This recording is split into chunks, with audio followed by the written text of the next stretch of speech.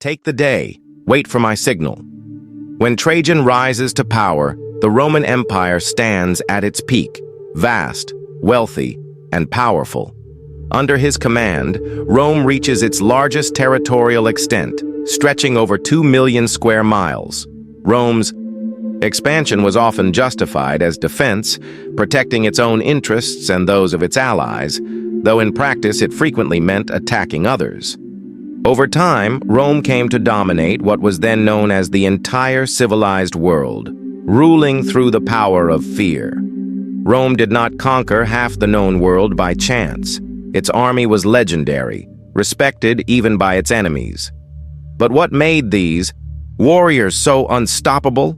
Was it their precise tactics, advanced weaponry, or unshakable discipline that transformed ordinary men into relentless soldiers? Today, we uncover the secrets behind Rome's unmatched military power and why no one challenged the Romans and lived to boast about it. Birth of a fighting city. In the beginning, Rome was little more than a cluster of huts spread across 7 low hills, surrounded by rival tribes competing for pasture land and control of the Tiber's trade route. Each spring, as the river receded, raiding parties swept in, stealing cattle, burning crops, and daring the Romans to resist. They fought back with improvised weapons, farm tools turned into arms, and with every skirmish, they learned a hard truth. Instinct alone was not enough. Survival required discipline, structure, and strategy. Structure and strategy. By 500 BC, Rome had grown from a vulnerable settlement into a city capable of fielding 6,000 citizen soldiers, its first legions. But these early legions moved like the heavy Greek phalanx, strong only on flat terrain. In rough country, their formation collapsed. Then came the disaster that Rome would never forget. In 390 BC, Celtic warriors stormed down from the Apennines, shouting through horn trumpets, shields painted, swords flashing. The Roman line broke, soldiers fled. The invaders marched straight into the Forum, burning homes, killing senators, and forcing Rome to pay gold for peace. The humiliation left a lasting scar. From that day on, the Romans vowed no enemy would ever set foot in their city again. This marked the beginning of a transformation. Abandoning rigid formations, they adapted tactics from the Samnites, tough mountain fighters, dividing their legions into 3 ranks: hastati, principes, and triarii. These ranks operated in smaller units called maniples, which could pivot and maneuver easily over uneven ground. Rome's army was now more than a fighting force. It was a machine. Weapons evolved too. Frontline troops carried the gladius, a short sword built for stabbing at close range, and the pilum, a heavy javelin with a soft metal neck that bent on impact, sticking into enemy shields and forcing them to be discarded. Without a shield, an opponent stood little chance. But war was not only about weapons, it was about identity. Only landowners could serve, as owning land meant having something to protect. Military service was not just a duty, it was family and pride. Campaigns were timed around harvests, so men could both fight for Rome and return to gather their crops. Rituals bound them together. Before every campaign, the consul sacrificed a white bull, smearing its blood on the legion's standards. To outsiders, it was mere superstition. To Roman soldiers, it was a symbol of unity, the belief that their courage kept Rome alive. And that courage was about to be tested. Forged in the fire of the Celtic invasion, Rome was now stronger and wiser. No longer on the defensive, they turned toward the Etruscans and Samnites, ready to prove to the valleys of Italy and to the world what the fighting city had become. The crucible of training, the transformation from farmer to soldier, didn't happen on the battlefield. It began in the relentless grind of Roman training camps. Ancient historians claimed no human training was harsher, and they weren't exaggerating. Recruits started with punishing marches, 30 kilometers in 5 hours, under the scorching sun, carrying weapons, food, and even the wooden stakes for the knight's camp wall. Fall behind once, and your food was halved. Fail again, and you repeated the march on even less. The lesson was clear. The Legion never slowed for the weak. Next came weapon drills. Trainees practiced with wooden swords deliberately made heavier than real ones. Day after day, they struck thick wooden posts, perfecting blows powered from the shoulder rather than the wrist. Poor technique earned a sharp rap to the shins from a centurion's vine stick. Once was a warning, twice left bruises. Within weeks, the recruits moved with mechanical precision. No flair, no wasted motion, just ruthless efficiency. But strength alone was not enough. The mind had to be disciplined too. Marching drills were paired with shouted Latin commands until they became instinct. Horn signals were practiced so orders could cut through the clash of weapons and the roar of battle. At night, every man stood 2 hours of guard duty. Falling asleep meant death, not by the enemy, but by your own comrades. Still, fear was balanced with pride. Pay was respectable and sent home to families, and victories brought parades through Rome, laurel arches, and cheering crowds. Veterans wore silver discs like medals, symbols of survival and service. Training extended beyond combat. Under strict supervision, squads learned to dig trenches, build fortifications, and construct bridges, because a Roman legion built a fortified camp every night, even in pursuit. Archaeological finds show detailed layouts carved into stone, from the rain-soaked fields of Scotland to the deserts of Syria. Health was guarded closely. Medics cleaned wounds with vinegar, used spider webs to help clotting, and set broken bones. With surprising skill, even footwear was inspected. A single blister could slow a column more than an enemy ambush. After 4 grueling months, training ended not with rest, but with the sacramentum, a sacred oath to obey, fight, and never flee. In battle, desertion meant crucifixion. In camp, it meant public disgrace. Few broke the oath because by the end, the recruits were no longer individuals. They were part of a living wall, moving and striking as one. And now that wall was armed, with weapons, shields, and tactics that would shape empires. Tools of victory Roman power came not from numbers, but from preparation. Each soldier was a walking arsenal, with every piece of equipment designed for purpose. The shield, scutum, was the first line of defense. It wasn't just wood, but 5 layers of poplar curved to deflect blows, wrapped in canvas and rawhide, and centered with a bronze boss capable of shattering bone. Modern experiments show that even axe strikes struggled to break it. For ranged engagement, the pilum was devastating, a spear designed to bend on impact, making enemy shields useless. At Pydna, Pila rained down on Macedonian phalanxes, piercing helmets and causing seconds of chaos, enough for the legion to strike decisively. The gladius, short and deadly, was built for thrusting, not slashing, ending fights quickly and efficiently. Archaeology still reveals skeletons marked with clean puncture wounds, the unmistakable signature of Roman steel, armor-balanced protection with mobility. Early chainmail was borrowed from Celtic tribes, later replaced by segmented plate. Iron, bands over leather straps that distributed weight evenly, allowing soldiers to fight longer. Even arrows from 70 meters often glanced off. The design was so effective that Rome's enemies began copying it. Helmets evolved from simple bronze bowls into reinforced gear with cheek guards, brow protection, and open ear holes, because a soldier who couldn't hear commands was a liability. Even the load a legionary carried told a story. Every item, from rations to construction tools, ensured the army could move, fight, and survive anywhere. Rome turned every soldier into his own pack mule. Carrying the furca, a pole slung over the shoulder, they bore food, tools, spare boots, and 2 sharpened stakes. Each man helped construct the knight's camp without relying on wagons that could get stuck in mud. Marius, the reformer who began this practice, was mocked for making his men beasts of burden. But when those soldiers started winning, the nickname became a mark of pride. Every item they carried, steel, leather, weight, fused. Thousands of men into one moving machine. Protection, power, mobility. It wasn't glamorous, it was terrifying because it worked. Once the tools were ready, shields raised, pila thrown, and gladius drawn, the machine began to move. The battlefield for most armies was chaos.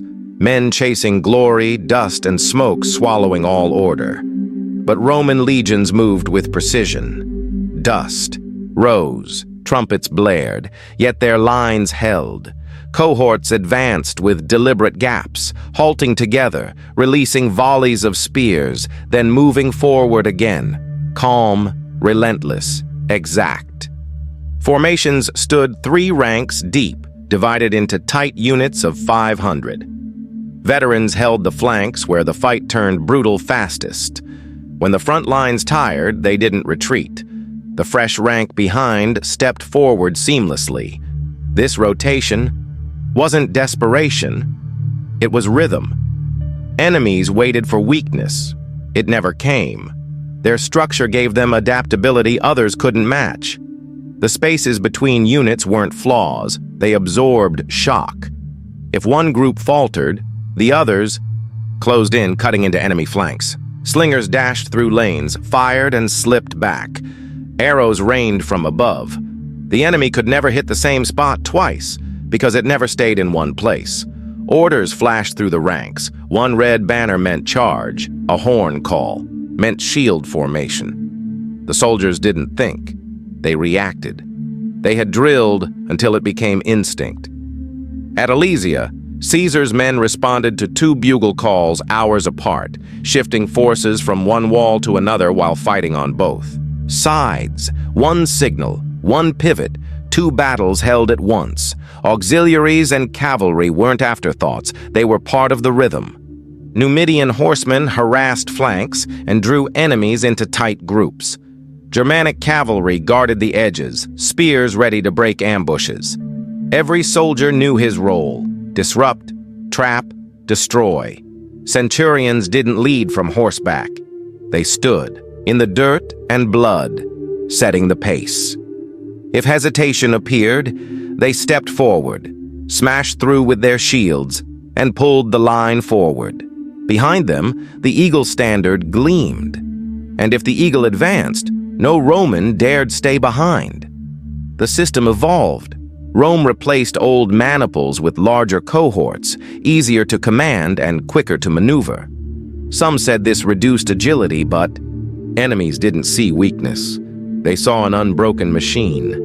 And that machine only functioned because something greater held it together: the endless supply lines, the roads cut through wilderness, and the camps built every night.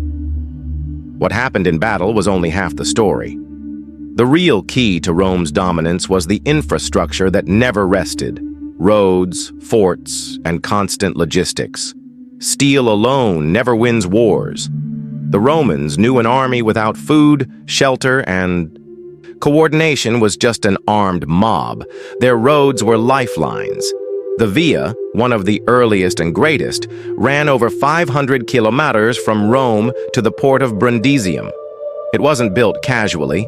Surveyors used simple tools, crossed sticks on poles, to plot perfectly straight lines through wild landscapes. Workers dug deep trenches, filled them with layers of stone, gravel, and mortar, then topped them with massive paving blocks so precisely fitted that many still endure today.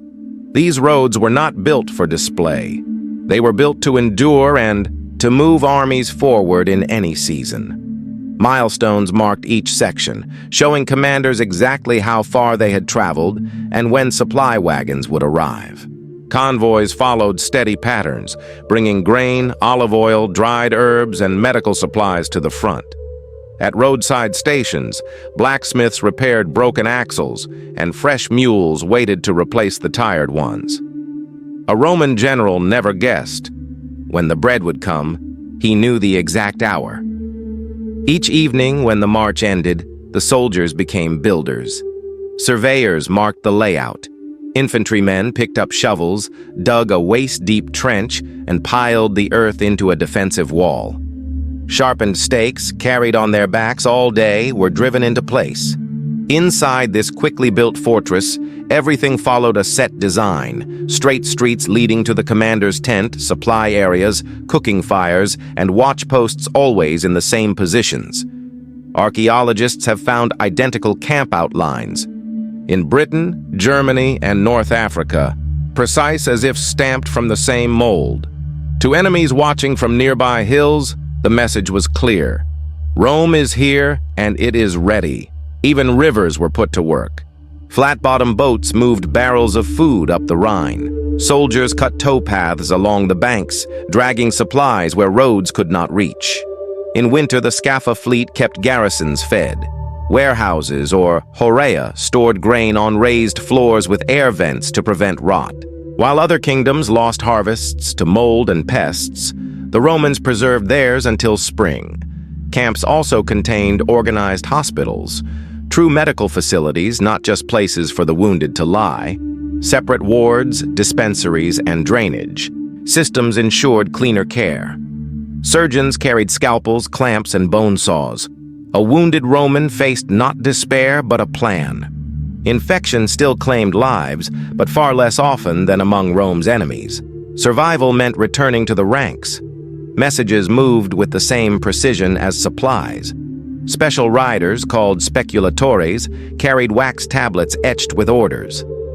Dispatches traveled from the Atlantic to the Alps in days, a speed unimaginable in a world of smoke signals and foot messengers. Everything was timed, everything connected. Soldiers marched fed, rested, and ready. While other armies staggered forward, Rome moved like a machine. But no machine works without manpower. When soldiers fell, they needed replacements, men ready to become Romans. This is where another side of Roman genius emerged: recruitment. Armies always lose men, and Rome knew it better than anyone. At first, only landowners could serve, tying the army directly to property and the state. But during Hannibal's devastating campaign in Italy, this pool ran dry. The Senate responded with a bold offer. Allied cities across Italy could earn partial Roman citizenship if they sent men. The result was immediate. By 200 BC, Allied troops fought alongside Romans in nearly equal numbers. The true shift came under Gaius Marius in 107 BC. Facing wars on multiple fronts and a shortage of qualified recruits, he opened enlistment to the poor, men with no land, no title, and nothing to lose. They received weapons, armor, and pay from the state. 20 years of service brought land and a new life. For them, the legion was more than a job. It was a transformation. Veterans founded towns in Spain, Africa, and the East, spreading Roman customs, language, and loyalty. The empire did not just conquer, it rooted itself. Then came the auxiliaries, non-citizens recruited from across the empire. Syrian archers, Thracian cavalry, Balearic slingers, and German river crossers fought for the promise of citizenship. Many earned it. A bronze diploma found near Petra records an Arabian camel scout who, after 25 years of service, gained full Roman rights and passed them to his family. Camp life was a mix of cultures.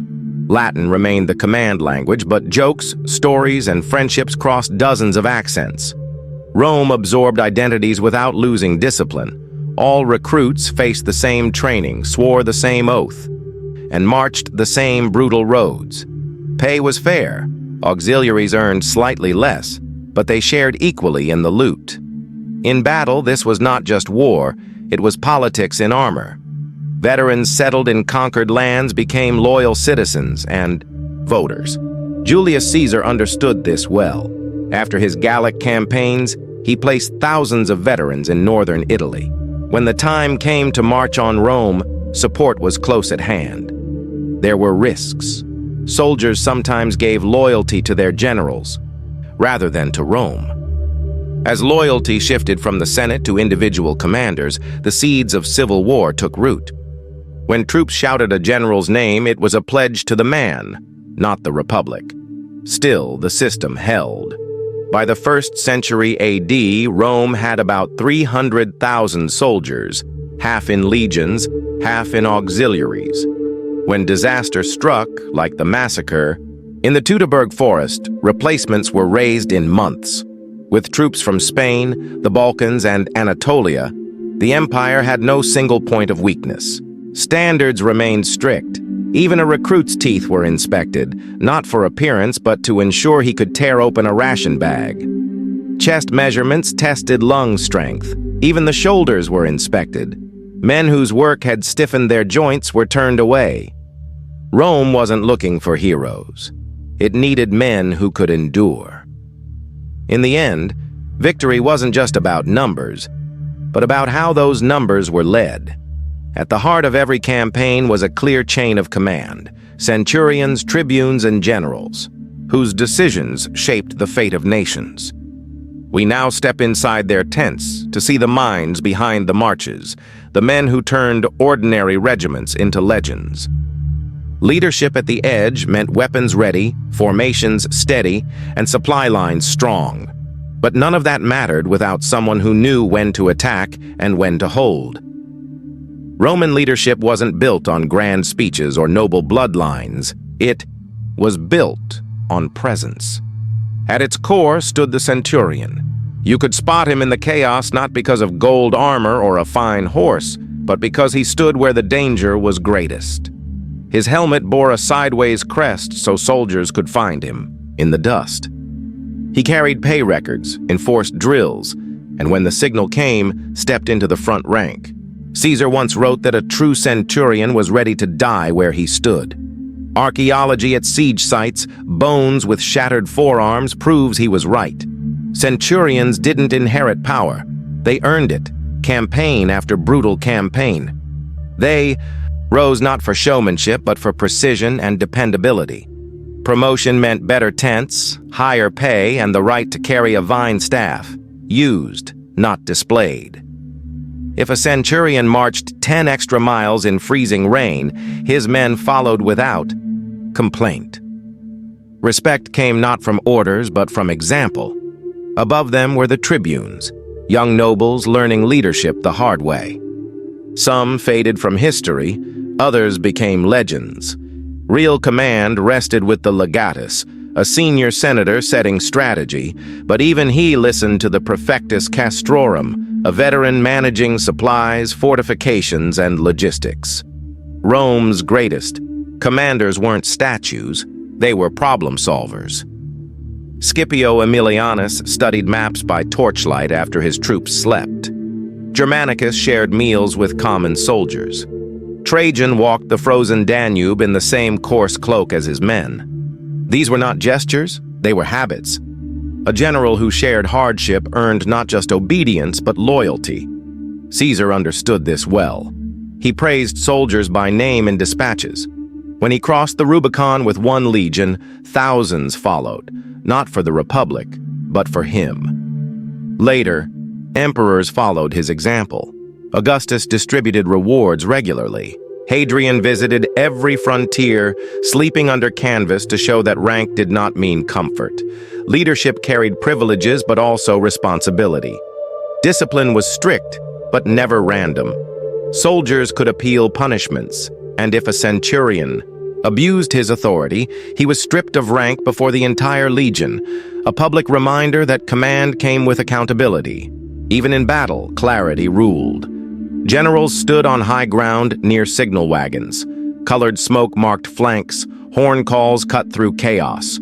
Orders were immediate, one word cunum, and entire cohorts shifted into wedge formation. If an officer fell, the plan moved on. Training gave soldiers not only muscle memory, but confidence in their structure. Roman leadership didn't just issue orders, it turned fear into determination. Soldiers feared the lash, but feared disappointing their leaders more because they trusted. Those leaders understood the terrain, the enemy, and the mission. That trust made soldiers stand longer and fight harder, turning a mass of men into a force no army could easily break. Yet even the strongest system has limits. Rome stretched across continents until cracks appeared. Still, its methods never vanished. They were absorbed, adapted, and passed on. Rome's teachings on war, leadership, and order outlived the empire. By the time the last Western emperor fell in 476 AD, most Roman legions had already become regional armies serving warlords. The names and weapons changed, but the foundation remained. Modern militaries still borrow heavily from Rome: marching cadence, standard gear, field hospitals, serial numbers, supply chains. Rome did it first. Even Rome's enemies copied it. William the Conqueror built his invasion force on Roman principles. The Ottoman Janissaries drilled in rhythms echoing Latin commands. NATO's infantry symbol, a cross like an X, comes from Roman battle diagrams over 2,000 years old. Rome proved that power isn't about display. It's about discipline, structure, and persistence. And as long as soldiers march, build, and lead, the legions haven't vanished. They've simply changed their armor. So what do you think made the Roman army truly unstoppable? Share your thoughts in the comments. And if you enjoyed this video, hit like and subscribe for more epic history content.